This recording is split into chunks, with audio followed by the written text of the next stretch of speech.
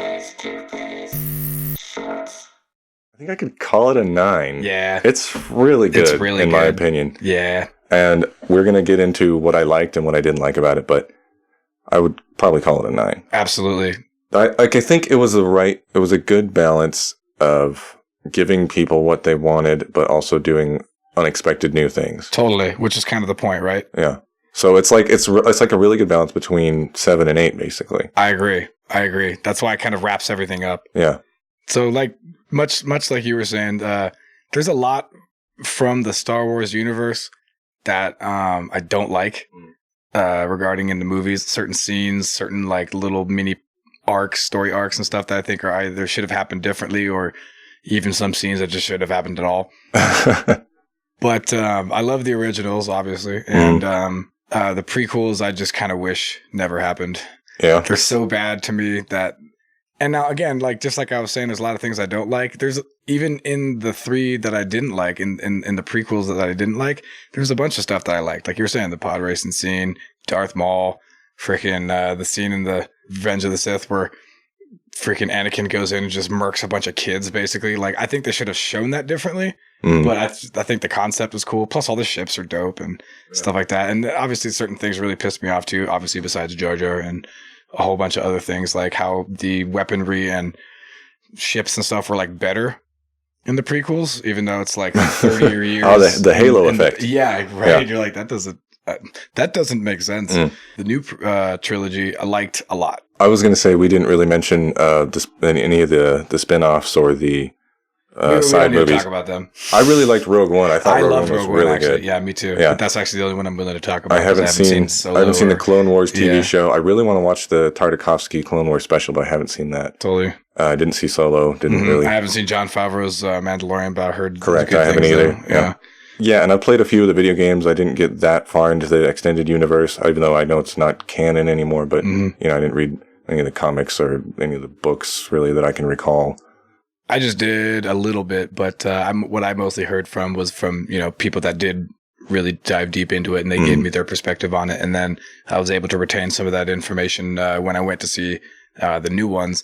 And I feel like the people who did create the new ones at least pulled little nuggets from the extended universe, and then they like changed bits of it or whatever, you know what I mean? Like in the extended universe with like the books and stuff, that Han and Leia have twins. And that's what a lot of people thought was going to happen in this trilogy, that Kylo Ren and Rey would be related somehow. Yeah. And in a weird way, they kind of are. Like they're like Force related. They're like Force cousins. But that is an interesting point, because I actually dug a little bit into Lucas's original visions, and he's kind of flip-flopped back and forth, like depending on when you would have asked him how big he imagined Star Wars to be.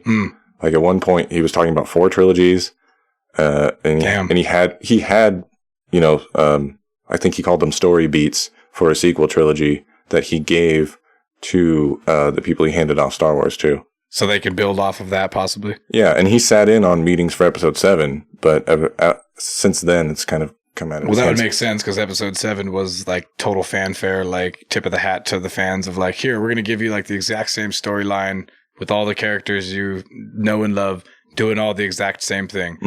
And that's kind of the reason why I kind of shat on the newest 3 Star Wars, because I feel like they played it too safe. Yes, exactly. Well, I was just afraid that was the only direction they were going in. And I see it now. You know what I realized about the new trilogy is they're not standalone movies at all. They're all based on each other. And obviously that might sound like duh, but what I mean that by when they were first coming out, we couldn't exactly see where they were going with certain things. And it made us like nervous. You know what I mean? And I was like, is this all it's going to be? It's just like, well, you didn't like the prequels. So here's, Episode 4 reboot. Yeah, like, I don't envy the people who had to make all those decisions. No, me neither. But especially with how it was the right thing to do.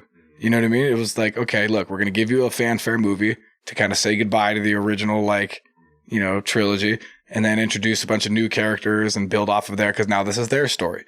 Because the Force continues to flow through, different people at different parts of the galaxy. Right. And A lot of fans get into the whole thing about swapping directors so often and giving the directors that's their movie and they can do basically whatever they wanted. They didn't have like an overall story plan.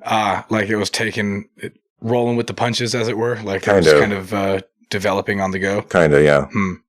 Well, if that is true, I think they actually did a pretty good job because I don't know. I feel like they kind of wrapped everything up pretty nicely. Mm-hmm.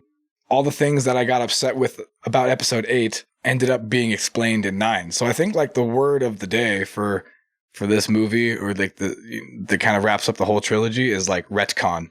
You ever heard of that? Yeah, retroactive definitely. Continuity. Yeah, they go back and they kind of like fix everything, I guess, or whatever. So all the things that pissed me off in episode 8 or pissed me off in episode 7, they or even sometimes in the original trilogy. Yeah, no kidding. Yeah. So like for instance, when the most important thing of all was that, or at least that, a lot of people were upset with, is that like, who is Rey and why does she have so many?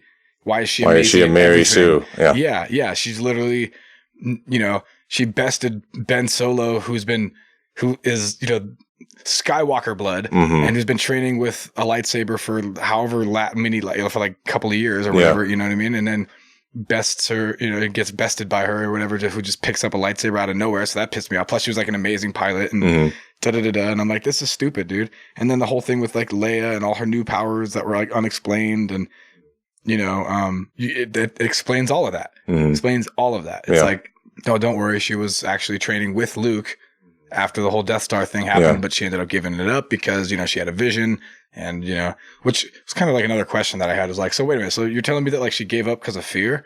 Yeah. I wasn't too clear on that particular explanation. Maybe I need to rewatch it, but I also was a little like, and I had a couple of questions I wanted to go over too. and everything, but Is that where you want to start? I did have a couple. Okay. Like, where did the rescue fleet finally come from at the end? And like, how come it didn't come in episode 8? You mean the rest of the Resistance? Yes. Like the people to join them? Scene. It was dope. I thought it was a good idea. I'm not like shitting on that. I'm just, if I'm being a cynical prick and picking apart the movie, I would like to know the answer of this question instead of just being like, oh, they just came this time because they knew. This time they knew it was really important. They knew it wasn't as important on episode 8, so they didn't come then. But that would have been cool to know.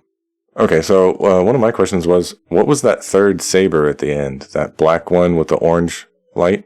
Oh, that was awesome. So she like made it looked like a rat rod steampunk lightsaber. Yeah, but was that anybody's that we know of? I think that was hers. She made her own. Why would she make one though? To like solidify her ascent to Jedi Knight. Because she put Leia's and Luke's together. Right, and buried him. Mm-hmm. Then she took that one with her? And turned hers on. Yes, and now she's going to like have her own, I guess, and go off on her own adventures with her own lightsaber, I guess. Okay. I was wondering, like, in my memory, I was searching, I was like, I don't remember anybody having one like that. No, that was sick. I like the way she turned it on too. It like twisted it instead of like a fucking button. I'm like, that's actually way smarter. Yeah. Whoops, accidentally engaged that, cut my foot off. She was Palpatine's granddaughter, right? So apparently, her yes. parents... So Palpatine's son is her father. Yes. So that was the guy that we saw as her father.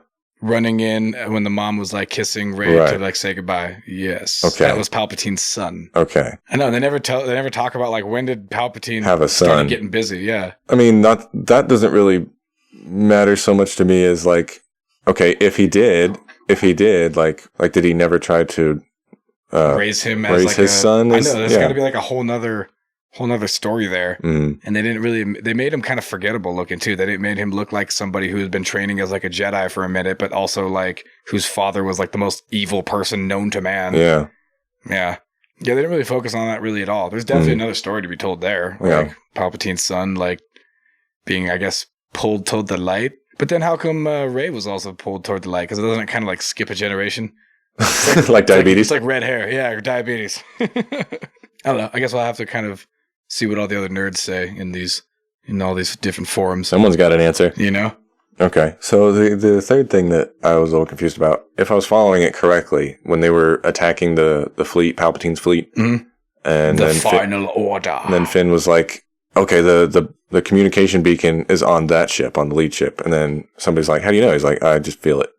Yeah. Like, I could understand if Finn was force sensitive, but how does that really answer that? It feels like he is getting like force sensitive because he was also having like feelings of when Rey would get hurt or something. Yeah, that's fine. Mm-hmm. I mean, I get that, and he's definitely force connected to his friends, and at least kind of. How does he know? What does that lead to? A communication tower. That's not even like that thing that doesn't have a soul. Yeah. Like I could get it if it's like organism that if it was a person transmitting it. Yeah. I don't know. I guess like the force can like collectively like read the mind and feelings of like groups of people, and I don't know, like send off a message to all those groups of people. I mean, like, I'm not trying to be like, oh well, the force can't do that. I know everything about the force. No, it was definitely like a ex machina fucking moment of like, how are we going to solve this? Don't worry. I just know. How do you know? Because they wrote it in so that I know. Right. Because the writers don't want to have to explain things. Okay. I mean, that would be my explanation, I suppose. You know what I mean? All right. So is that... The Force. Yeah. Does that get all the questions out of the way? Yes. Okay. And I mean, I'm a big fan of the show Lost, and that show has things that you just have to accept. So I'm not trying to be a hypocrite or anything. I just didn't quite follow just that. Pointing things out here. What'd you really like or wanted to see more of? Okay, good question. One thing I wanted to mention that I liked is kind of how much of a roller coaster it was. Dude, totally. Like the flow, minus the beginning, which is one of my cons. I'll talk about that later. The flow was really good. It kept you kind of on your seat, and even whether that was a high or a low or a high or a low, you know, like the battles kept going, and like it's like, oh shit, like, you know, we're winning, and then it's like, oh well, no, this thing happened, and now we're kind of screwed. And there was never a comfortable spot of we just barely escaped. Mm-hmm. Now we're getting over. We got an advantage. We're doing this thing. This is all screwed up. They're always like barely surviving, right? Pretty much, just scraping by. Mm-hmm. So that kind of instills that sense of hopelessness and the whole resistance versus the Empire. Mm-hmm. So. The monolithic freaking immovable object of the Empire. Definitely. Yeah, absolutely. I like that too, because then there's not this like, because if there's something to risk, if there's something to lose, then there's, you know, then that makes the there has to have danger. Gain. Yeah, exactly. Yeah, and it pulled on your heartstrings in multiple parts of the movie. You know, there's like Leia's death. You know, and then dude, the Han Solo coming back. Kind of burnt like And like when Kylo Ren Ben Solo totally figured out like how badly he fucked up, and you're just like, yeah, we all do that. Nobody's perfect, dude. Like, I mean, none of us killed our fathers, presumably, but I mean, that's pretty bad. Speaking of that, another thing that I liked was how they did a lot of callbacks. Now, it's sort of expected to do callbacks, and some were obvious, but some were not. Some were pretty subtle. Absolutely, that I really liked. You know, some of them were written in the script, literally of dialogue, like, you know, you're going to fall like I fell, and he made Kylo fall down that. Yeah, right. And like the two sons scene, obviously, in the end. Mm-hmm. But another one, like, of course, you got to have I got a bad feeling about this. Yeah, right? Yep. Like Luke raising his X-wing. Yes, because he couldn't do that in Empire Strikes Back. Strikes Back, yeah. Or how Rey confronts herself. Fighting herself or whatever, just like how Luke and Anakin and everybody had. Definitely. You got to see, is that Bespin? The city that they met Lando on? The Cloud City. Yeah, the Cloud City. Yeah. That was cool. Star Destroyer, like, barreling out of control on fire in the background, like, which is, you know, the symbol of oppression of that, like, system falling. Yeah, and there's even, like, that room that the Emperor was in. He had all of his, like, followers. Yeah. So that was kind of like a mirror of, like, the Senate, the old Senate. Oh, totally. I didn't even think of that. Yeah. I really liked how they did that, and they portrayed that, like, this rise of like the Sith was like a religious cult, and he's got all these fucking followers that are just psycho like zealots ready to do whatever. Yeah, and I mean 3PO couldn't even. He was like, it was against his programming to even wasn't even allowed to translate. Yeah, that's so crazy. I really like that, like how they portrayed the Emperor, like how he was like plugged into that big like weird cybernetic scorpion back thing. It was like floating. Yeah, that fantastic was terrifying. Design. Yeah, I really like that a lot. That's like some like Silent Hill type creepiness. I'm kind of a fan of subtext in scripts. Totally. So if you read into a bit of the subtext for a lot of the scenes, I really enjoyed. Like they were talking about, they get power for making you think that you're alone. Yeah. You know, and that there's more of us than there are of them in reality. Absolutely. That was really cool. Yeah, that's like, those are kind of like movie tropes that are actually like timeless because they actually are always true, you know? Because that's kind of a core theme to Star Wars is fighting against impossible odds. Yeah. But because you're right, like you have the power of good on your hand, on your side. Yeah. That's important because if no matter how far back you look in any like military conflict, all that shit history is peppered with that type of thing, which is hilarious because I remember talking to this guy a long time ago on social media about how, in his opinion, that the Second Amendment was like just pointless because the United States military has such crazy Yeah, now they do. Yeah. Well, yeah. But I mean, but like it would be fighting a hopeless battle because they have an insane amount of like weapons and technology and stuff like that. And it's like, well, tell that to the North Viet Cong or whatever of like the 60s or whatever. Yep. Tell that to the American colonies against Britain or whatever. Yeah. You know what I mean? When Britain was tell that to global India empire. Britain, Yeah. You know Anybody what I mean? to Britain. Yeah. Yeah, exactly. Mm-hmm. And, it happens all the time. You know what I mean? And Star Wars obviously is replete with that as well, of like this impossibly massive empire with all these resources and weapons and destructive power can still be taken down because they actually don't have the will. The rebels have the will. And that's actually that one person with the will to win and to do what's necessary to fight is worth 10 fucking mercenaries. You know what I mean? Yeah. I swear I've said that before, but like I totally believe that. Like one person who believes is worth, their weight in gold. You know what I mean? As far as like the battlefield is concerned. Because if people don't have the will to fight, all they're going to do is just buy their time till they get cycled out and get to go back to the States or wherever the fuck they're from. Yeah. They can have a hot shower and a meal and aren't getting fucking shot at. Exactly. One of the other things that I liked was I was pleasantly surprised a few times. Like you mentioned, Han showing up, that came out of nowhere. Me too. Especially knowing how much. There was a couple of parts that were predictable for sure, but then there was a couple of parts that I'm like, oh, it's going to be like this. And then it was like, nope, it's this way. I'm like, good. Thank you. I appreciate that. Now I feel like you were actually catering to, not the lower. Yeah, it wasn't completely safe like I thought it might end up being. Mm-hmm. Basically, the whole story with Rey, like when that lightning came out, I was like, what the Yeah, no kidding. That was crazy. Yeah. I liked how much Leia we got. I really didn't expect there to be for her to have that many lines. Which is a point that I was going to ask you guys. Like, did they film that before, or is that they might? I don't know. What even happened there? Because obviously she's no longer with us. So. Yeah, I was in the back of my mind. I was thinking they were going to have a lot of ADR where it's like her back's turned and she's just speaking or something like that, or somebody's imitating her. Or they're going to do the digital little sticky notes. Yeah, the same thing they did with Tarkin. Mm-hmm. But yeah, she was in there quite a bit, so I'm not sure. I'm not sure if they filmed that before or they just did a good job. Whatever they did, they did it well. Her scenes were really good whenever she was on the scenes. I agree, and I like how they did the Luke and Leia's faces at the end. Little flashback scene. That was cool. The flashback scene. They looked really. Were they on Endor when they did that? Yeah, I think so. Like they were still like they hadn't left. Yeah. From the Ewoks place. They're still hanging out in the Ewok place, burning Ewok grass, man, just getting in touch with nature and the Force, sharpening, honing their powers. I really liked and would like to have saw more of Ben and Rey fighting together with their blue lightsaber, with Luke, Ben having Luke's and Rey having Leia's.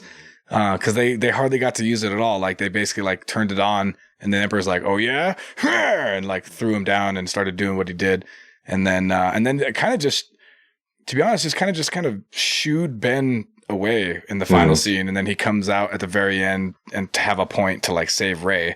You know what I mean? Which I actually thought was a really cool like force power that you could like trade life essence. Yeah, I was like, that's cool because in like Knights of the Old Republic and some of those other games and stuff like that, that was a power depending on if you were on the light side of the Force or not. You know what I mean? Mm-hmm.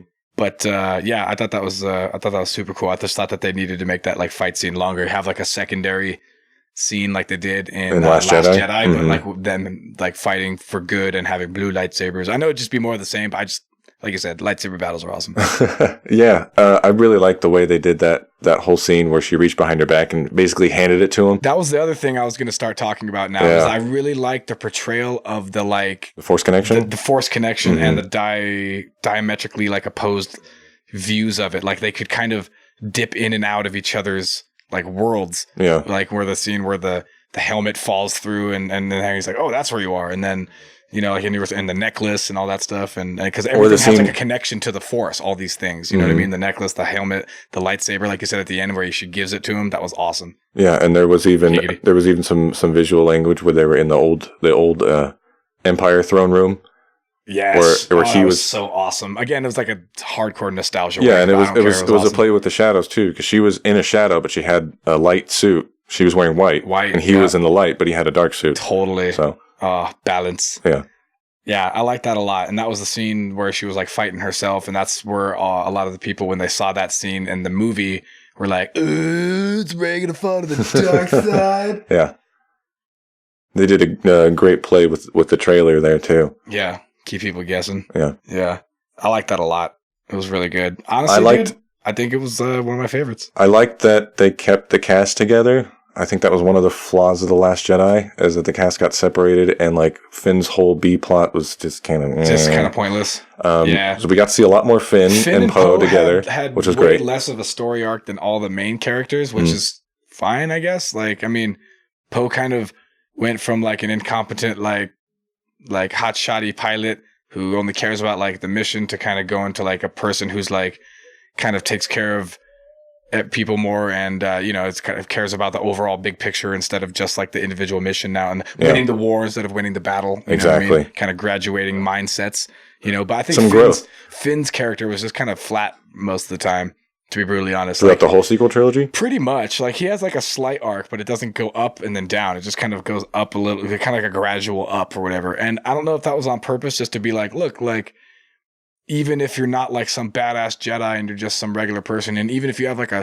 fucked up past where you did shitty things, if you feel that feeling of, wanting to be a better person and then acting on it, you are a hero, and you will be part of the resistance, because they're looking for anybody. Exactly. And that's actually a point that The Last Jedi made, is that Finn became kind of a legend too. Totally. Yeah. Totally. Even though he's just like a regular dude, and then became kind of like a hero. Yeah. Totally. Kind of a side note, it kind of, made my first favorite Star Wars movie kind of irrelevant.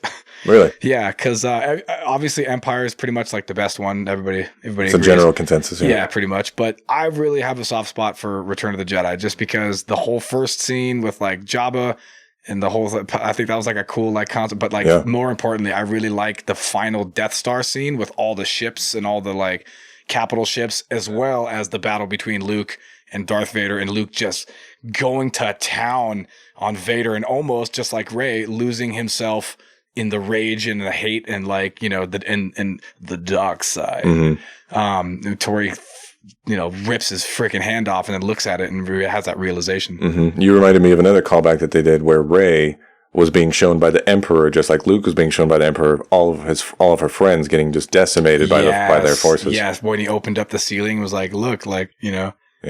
See for yourself.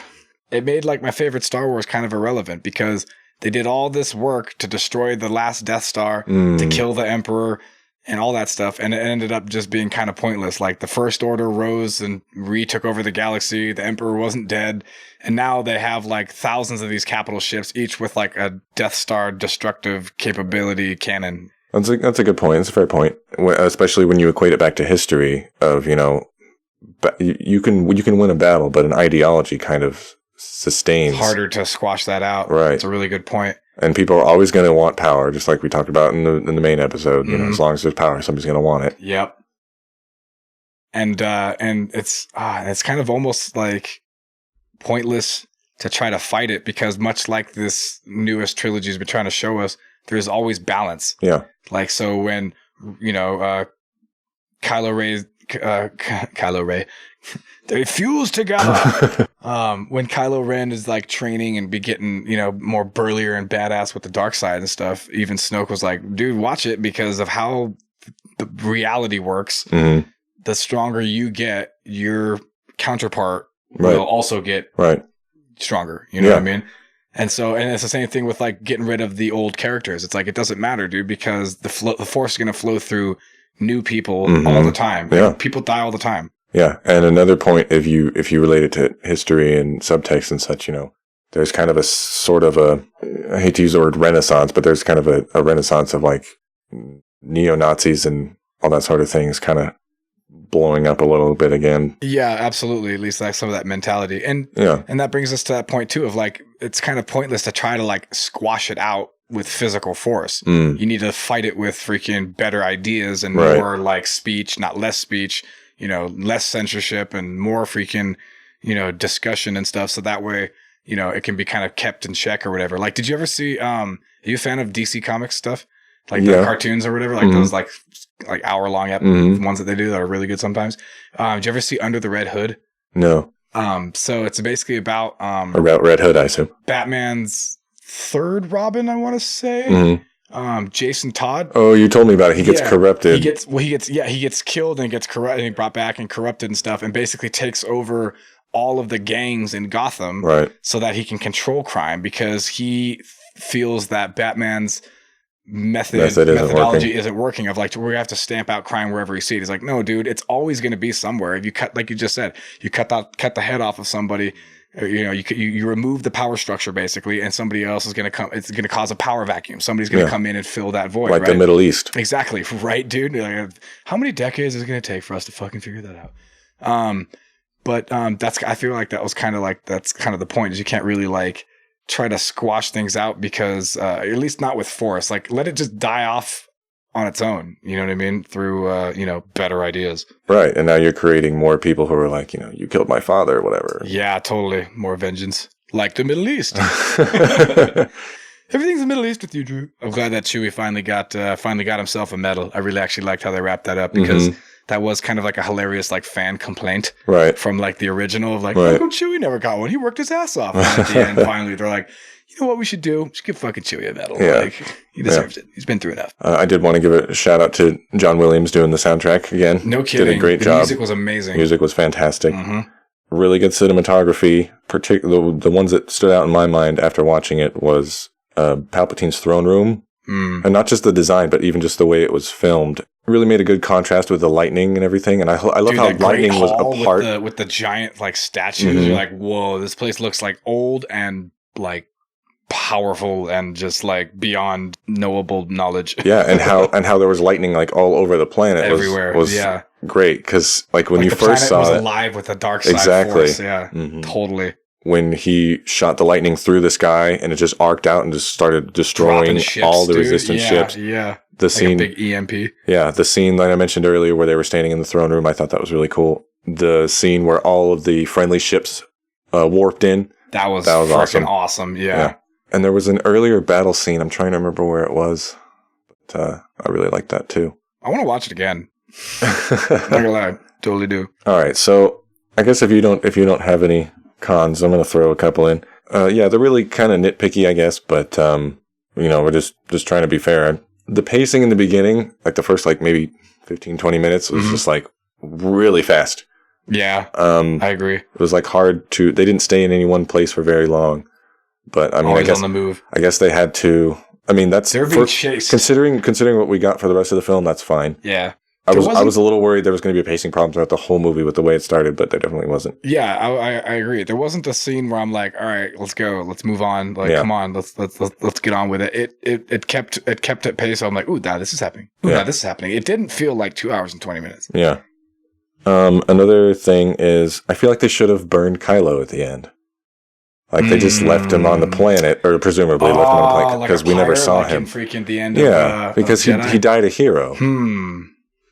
I think that would have been cool. Yeah, I agree.